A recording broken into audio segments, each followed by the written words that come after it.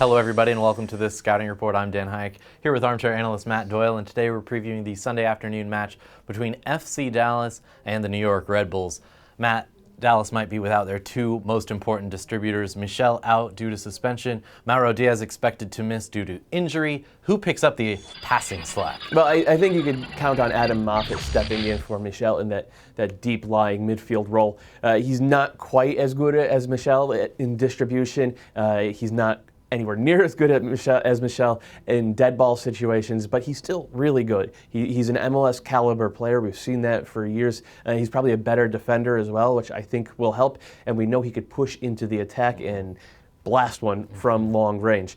The other spot is a little bit stickier because you can't replace Mauro Diaz like for like. If you had more than one of those guys on your roster, you're not an MLS, you're Chelsea or something, you know? So I think you actually bring in David Teixeira and Blas Perez. You go with a 4-4-2, maybe a 4-4-1-1 with Teixeira playing underneath. You switch it up a little bit. It's not the way they've played all season, but when life gives you lemons, you got to make lemonade. This should be pretty good lemonade because those are two pretty good players. All right, let's turn our attention to the Twitterverse.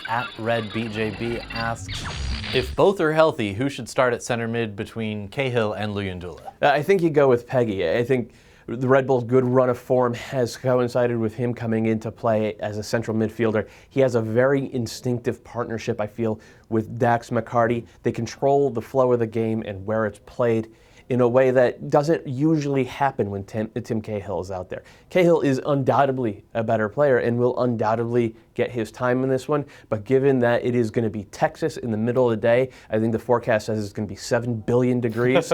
Maybe, maybe you use him as a second half sub.